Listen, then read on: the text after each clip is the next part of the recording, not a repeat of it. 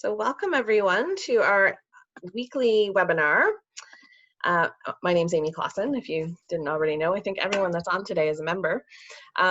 Today we've got Sarah Kaufman with us. She's back again for another talk.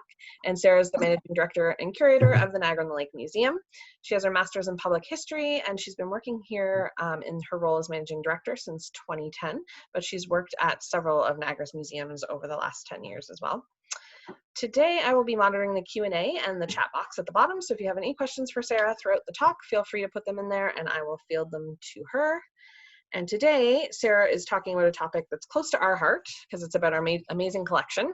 And she's presenting Memorial Hall, Niagara's own Cabinet of Curiosities. So I will turn it over to you, Sarah.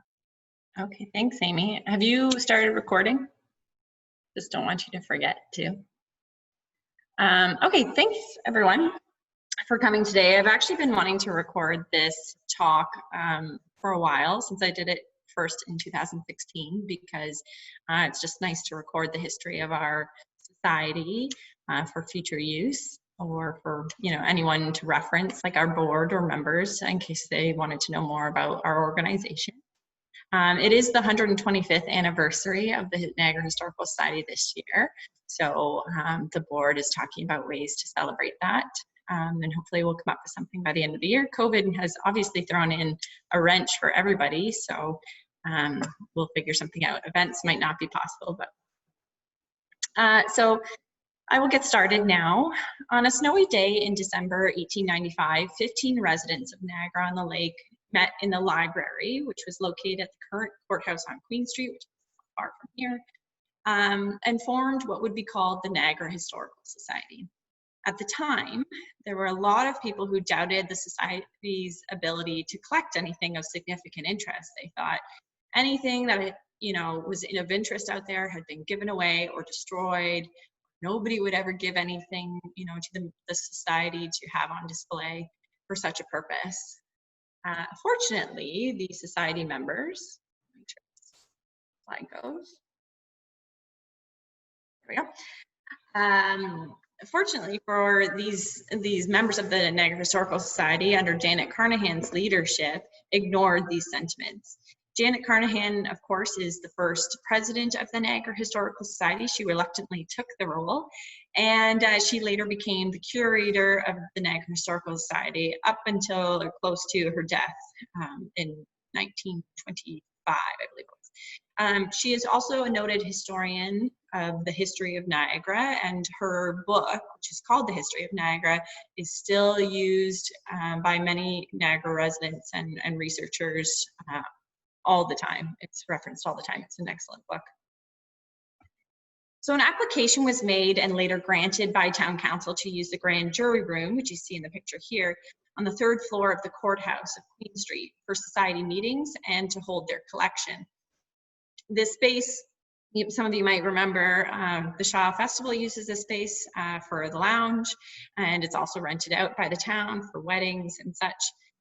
And although the society found that this room was very small and difficult to access, because of course it's on the 3rd floor, they were pleased to have a place to call home for their collection and their research. So at this time, before I continue on with a bit on the history of the society and Memorial Hall in particular, I wanted to focus on a few important artifacts that were from the early collection, and then we'll continue with the Memorial Hall information. So this is a very interesting artifact that I discovered in 2016 in preparation for the Janet Gems exhibit. And it's a large pewter medal which commemorates Queen Victoria's first visit to London, England, on November 9th, 1837. The piece was donated by Hamilton Merritt, who was actually the grandson of the famed William Hamilton Merritt, who's known for, the Welland Canal and settling in St. Catharines and such. This Hamilton Merritt discovered the piece at Fort Mississauga, and the coin marked Victoria's first visit, as I said, as the Queen, a few months after her accession to the throne. So the medal is of particular value to collectors, but British collectors, because it is a portrait of the very young Queen Victoria, and it was used for the first postage stamp, which was known as the penny black, which I've shown there at the bottom of the screen. Our metal, unfortunately, which you see on the one side here, in the pewter one there, it's in pretty rough shape. And as I said, it was a very important piece in our display in 2016 because Janet Carnahan actually identifies it as one of the first, if not the first, artifact that the Society received in the very beginning. So you should have seen my excitement when I was digging for that exhibit and found that we still had our very first artifact that was located in our collection. Several items in our collection were either donated by or created by the artist Francis Hicks Granger. After studying in New York and Toronto, he moved here in 1854, where he worked for Brainerd, Pearson and Company car factory, which was down in the dock area of town. When he first arrived, Granger had a shop on Queen Street, which was likely located near the Queen and Regent corner, and I'm thinking from descriptions it's possibly where the 10,000 Villages store was located previously. He advertised to Niagara residents as a house, sign, and an ornamental painter. A June 1896 article also mentions that he was painting signs and cottages for the popular Queen's Royal Hotel, which was located down at Queen's Royal Park. He was also an actor in the Niagara Dramatic Club, playing several parts, and those took place at the courthouse here in town. So he was a scenic artist who became well known locally for his work, and he was really well liked in the community. And one individual who purchased his work, or at times even commissioned him to do pieces, was Janet Carnahan. Our collection has no less than 10 paintings and 1 drawing by Granger. And he had paintings of various buildings in town, which Janet had the forethought to collect, understanding that they would be useful in our collection in the future generation, documenting, the town as they knew it then. The pieces now show buildings that no longer exist here in town. And one of my favorites are our companion set of the King Street views, which you see here. And in both pieces, well, let me show you the second here. So this is how they're companion. So this one is looking down King Street towards Fort Niagara, and this one is up King Street towards Fort Niagara, or towards town there. Let me see if I can get my laser pointer here. So you'll see Fort Mississauga over here. I mean, the perspective's off a little bit, but this is supposed to be the churches there. And way back in the distance, I think that's supposed to be St. Andrews way back there. So in the watercolor, right in the middle, it shows the guardhouse that used to exist. It's in both pictures. Here's the other one. There's the guardhouse there. This building was actually moved to Butler's Barracks prior to 1866, and then there is the Whale Inn here that's located on the right, and that of course still exists today. And then you see across the street is where the Gleaner is. Right, the Niagara Gleaner newspaper office here. And that's where Andrew Herron, who was the proprietor and publisher of the newspaper, lived on the upper floor. The Oats Tavern is just next door.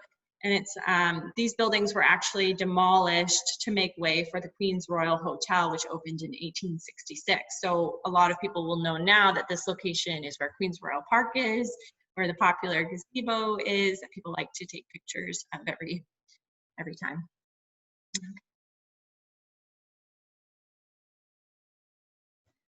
So I can't talk about some of our first artifacts without talking about our most prized possession, which of course is Brock's hat. It's located actually just behind me. You can see it in the background there of our permanent gallery. A funny piece in that he never actually wore the hat on his head. He did, however, have it for his casket for 2 of his 4 funerals. When the hat arrived in Niagara after Brock's death at the Battle of Queenston Heights, a letter in our collection from the donor states that it was given to his nephew, but it was actually given to his cousin, Captain James Brock, who was stationed at Balls Falls with the 49th Regiment of Foot. Upon leaving the mill, James gifted the hat to the property owner, who was George Ball, and it was sort of a thank you for his hospitality of allowing them to stay there at the mill. George Ball later moved to Niagara and built Locust Grove Home, which still exists today on Hunter Road. And when Brock's body was first moved from Fort George, where it was originally buried after he died, and it was moved to the first Brock's monument in 1824, the hat was loaned for the procession. So this image shows Queenston Heights, and you've got the first Brock's monument there on your left-hand side there. Just to give you a view and an understanding of what the image is showing there. So that's the first Brock's monument. When the second monument was finished, of course, because the first one was bombed by an American sympathizer named Benjamin Lett, it was bored again.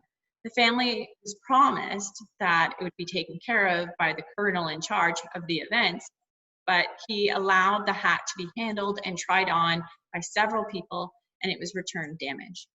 The family states that it was loaned a third time when the Prince of Wales visited Brock's monument in 1860, and it was again subject to the same treatment. And the hat finally rested with the Historical Society in 1897, first on loan from the Ball family, and then it was later donated. During the fundraising campaign of the Society in the early 1900s for Memorial Hall, word arrived from the Brock family in Guernsey that they were returning Brock's coats to Canada, his dress uniform and the one with the bullet hole to Canada. Janet petitioned really hard to have these items sent to our museum, of course, because they are the obvious local connections, but the Dominion Archives staff in Ottawa wouldn't allow it, stating that the family explicitly wanted it held by them. And I applaud her for trying, nevertheless, and she tried very hard, because I felt similar sentiments when the coat came to our museum in 2012 for the anniversary of the Battle of Queenston Heights. And I can tell you one thing, if the War Museum staff didn't come and pick it up themselves, I'm not so sure I would have rushed to give it back there. When deciding which new objects come into our collections committee and staff try to establish a strong provenance. So it's not a strong local connection and a reason why it is important. You can't be so sure that they were doing the same thing over 100 years ago. There are references to Louie Riel in relation to a few items in our collection.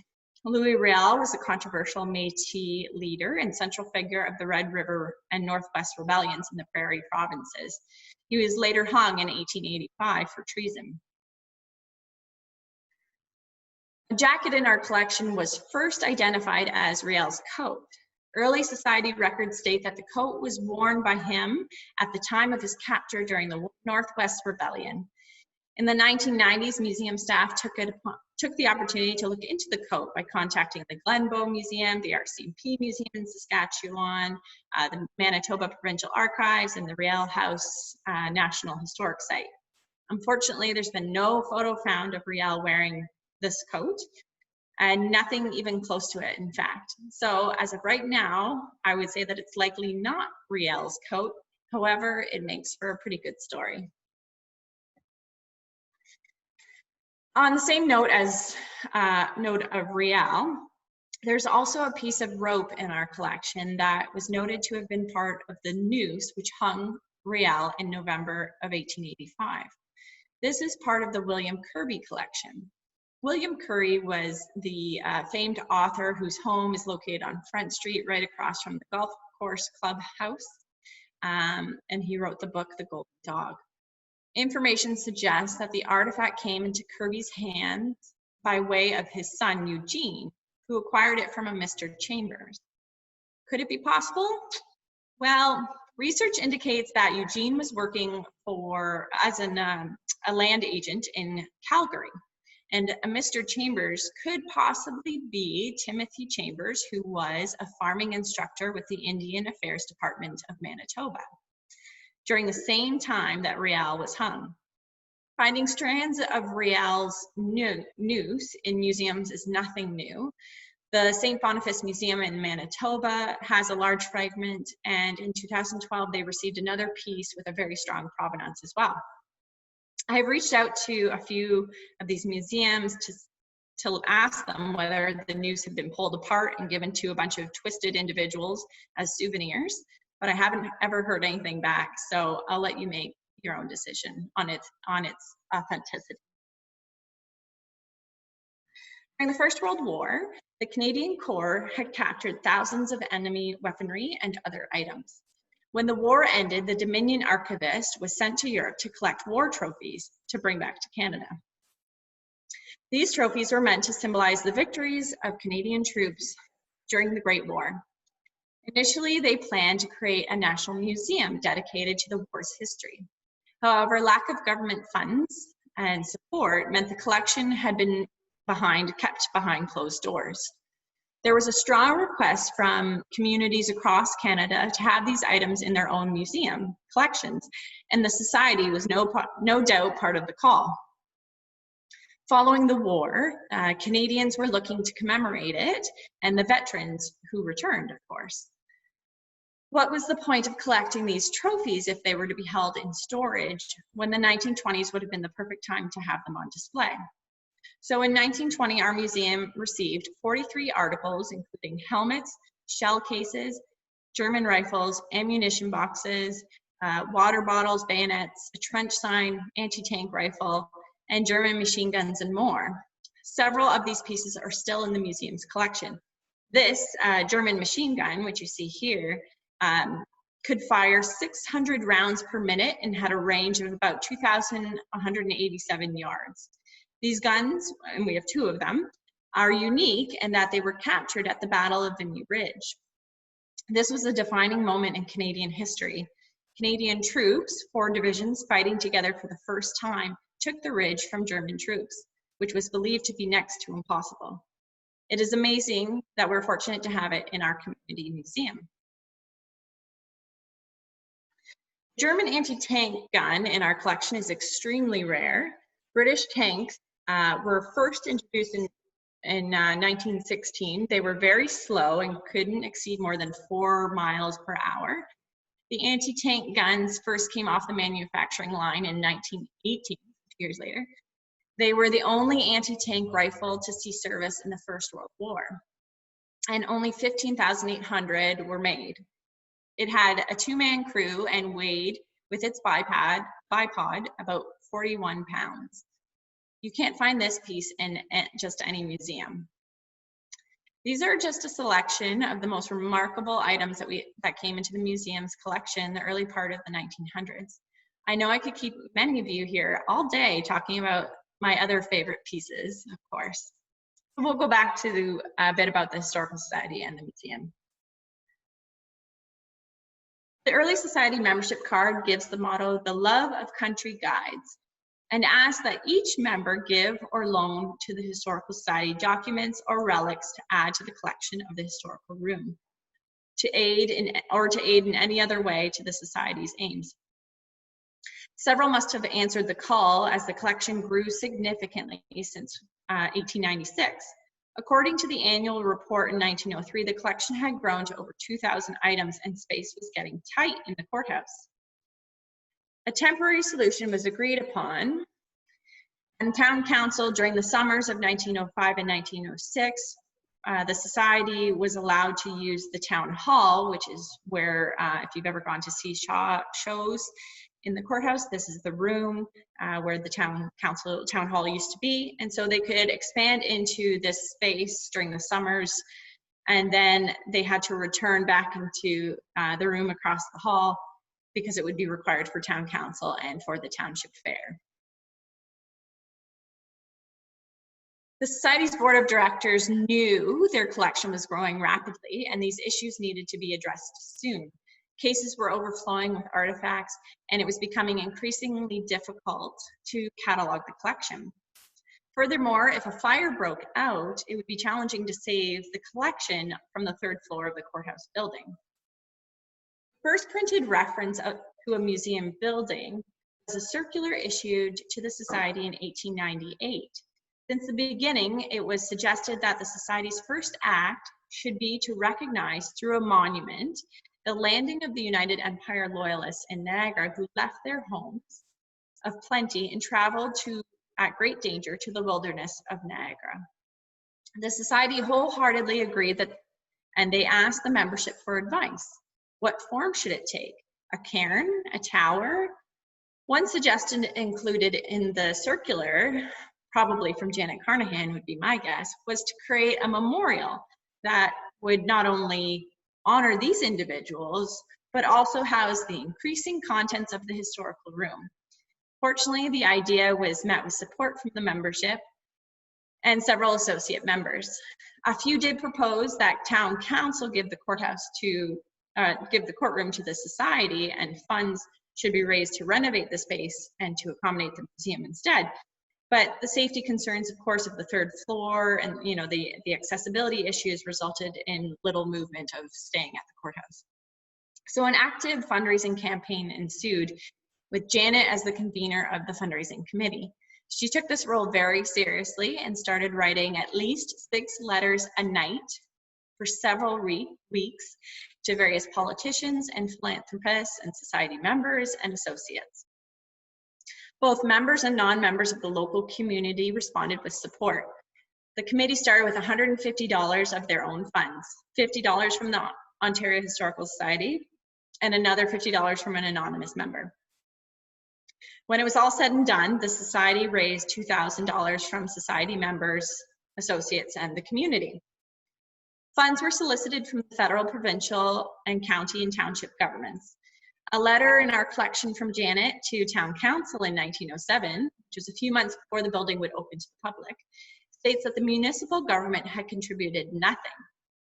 I can sympathize with Janet's municipal government woes, but we have been very fortunate in the last few years that our municipal government has seen the value in the community's only local history museum.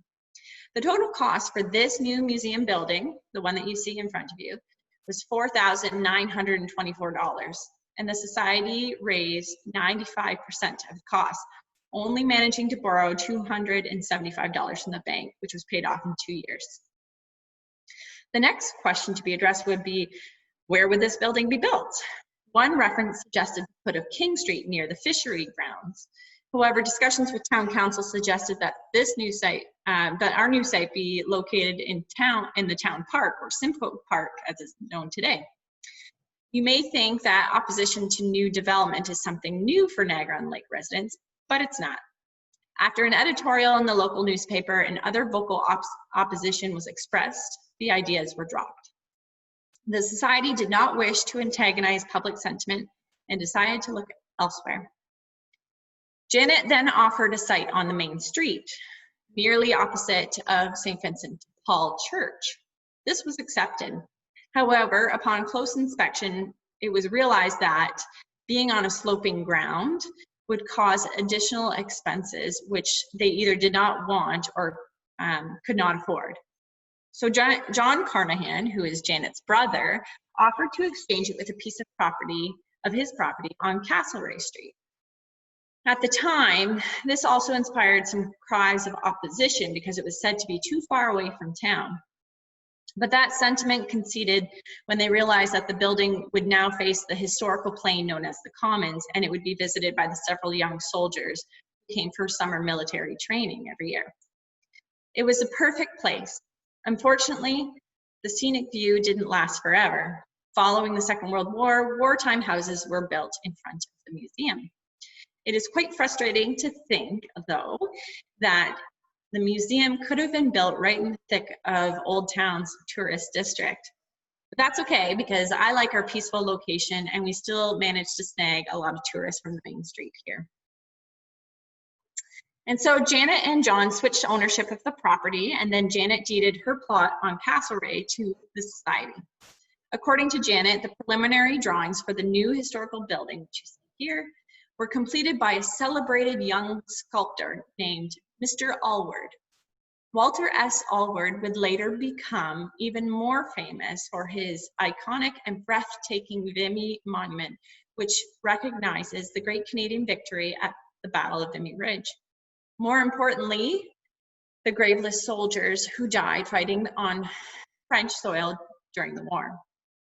This plan was slightly altered and then taken to the architect William Bryson Allen.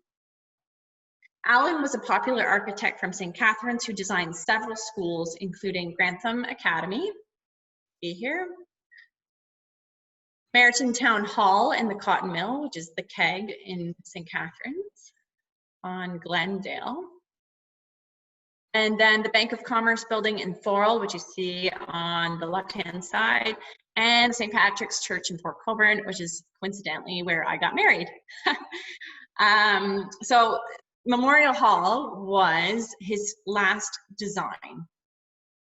This two-story building with full attic had been relatively unaltered since its construction in 1906.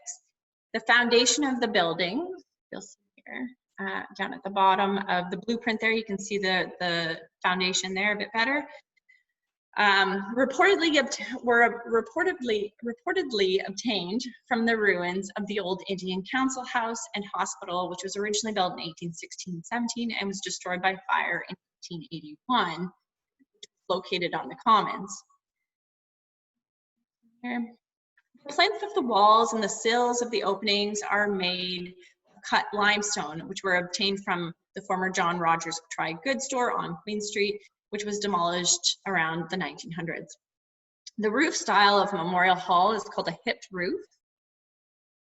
And they used buff brick to accentuate the windows, which is sort of called the dart style that you see in the circle window at the top there, and which surround the gable windows as well. Only 4 buildings in Niagara-on-the-Lake have used this buff brick decoration. This includes Memorial Hall and our high school building, which is part of the museum complex, the Prince of Wales, and the old public school on Platoff and Davie. All the front windows on the second floor have single hung divided sashes, which means that they have smaller upper sashes that you can see there with 4 panes each, and the larger lower sashes with a single pane.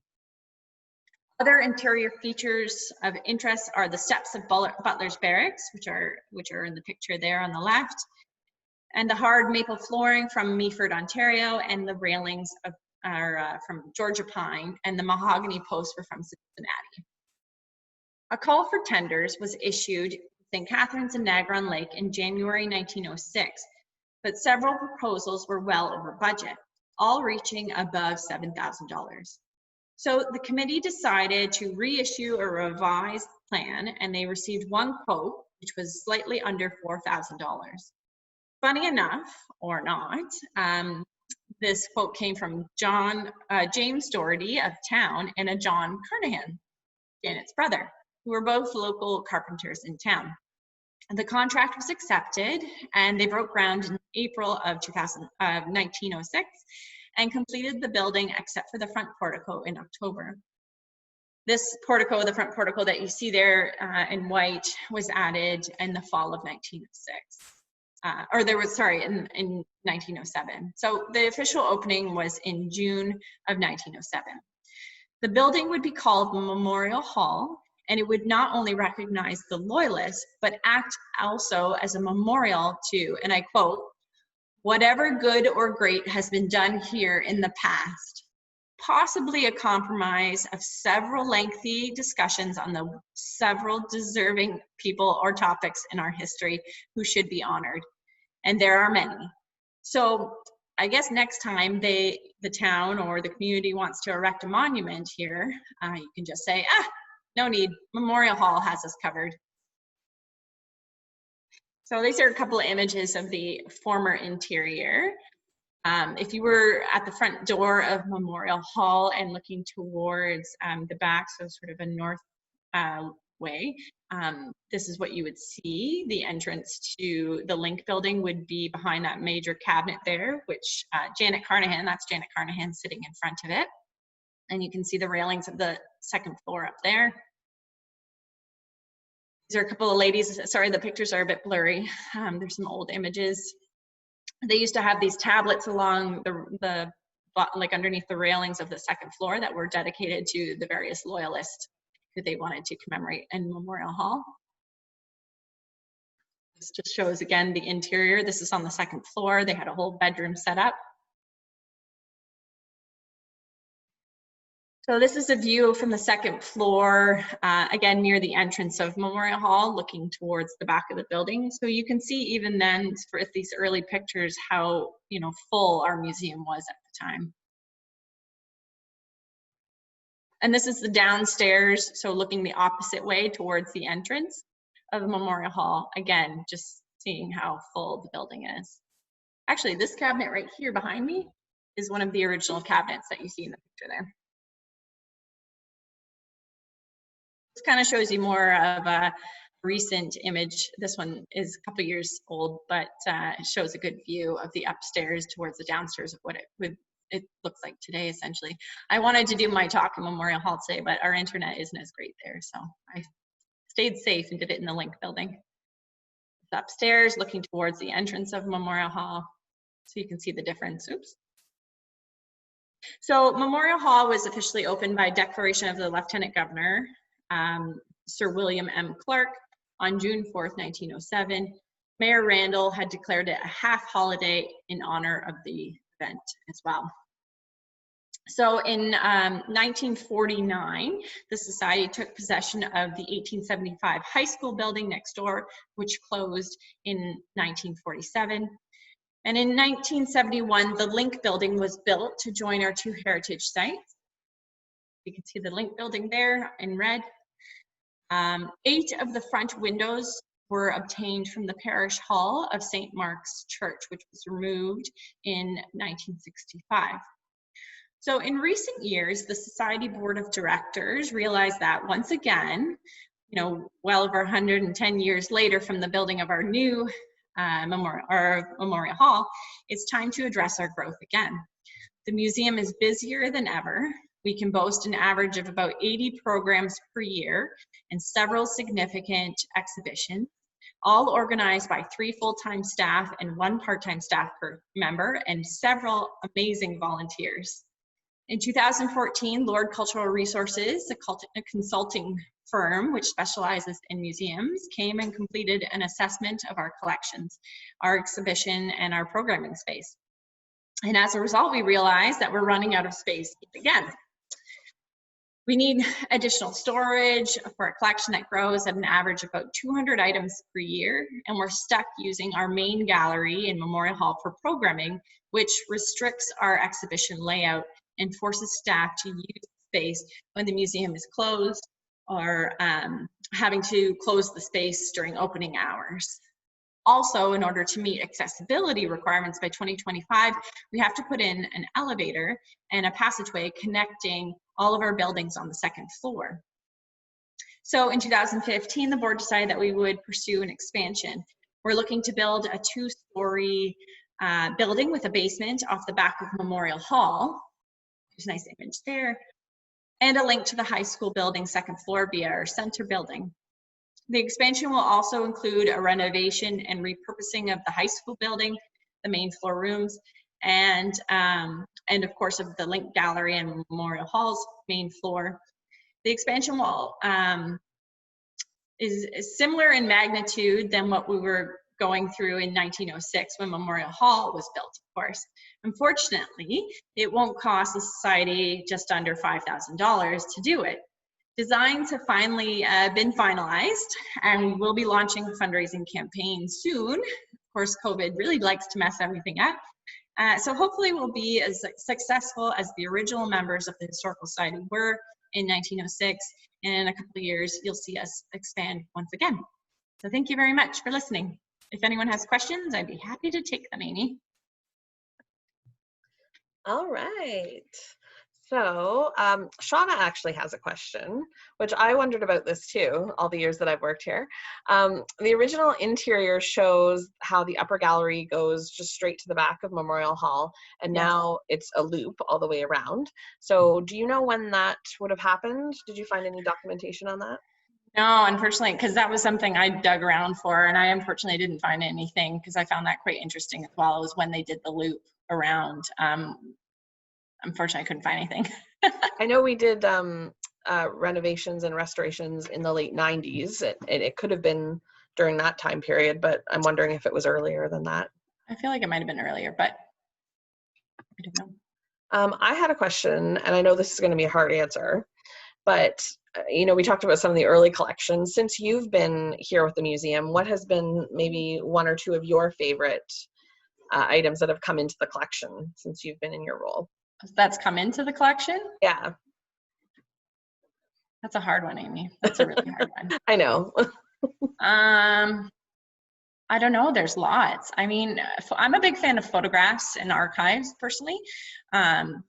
There's some early things from the Ball family, or, some of the War of 1812 artifacts that came in during that period.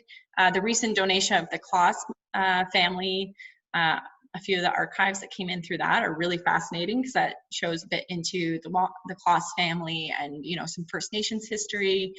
I really love when we get items from the communities like Virgil and St. David's and Queenston, of course, because, we're really lacking in that stuff. And that's where, I really want to fill in the collection a bit more. Oh, that's tough. I love getting when we get, we got a new rye box for our Western home girls, finding items that relate to that history is always a favorite of mine too. Yeah, it's such a tough question. Even if you asked me what my favorite artifact was, it'd probably be pretty difficult, because I have a lot. Yeah, that's tough, guys. Any other questions for Sarah today? I answered all of them. Everyone's all professionals and knowledgeable about the history of society now. All right, well, thank you very much, Sarah. This is the last of our presentations at 2 o'clock. So next week, we're going to start doing our Thursday weekly presentations at 4 o'clock. And next week, we're welcoming Rick Malone to talk about the history of the part of town in the part of the neighborhood in town known as Chautauqua. And so he's going to talk about the history of that part of town and about the Chautauqua movement while it was in operation here in Niagara-on-the-Lake. So hope you can join us here. All of our presentations are on our website at nhsm.ca, so you can check them out there and register to join us. So thank you again, Sarah. Amy, can I just do a quick plug if anybody hasn't signed off yet? My talk in July that I'm doing is answering questions. If there's something about Niagara's history that anyone wanted to learn more about, a house or location or certain topic or clarification on certain parts of histories. And if anyone wants to submit a question to me through my email or over social media, they're welcome to. If there's somewhere that you wanted to learn more about, my email is skaufman@nhsm.ca. So send on those questions in so I can answer them for you. Yes. Thank you very much, Sarah, and we'll see you guys next week. Thanks.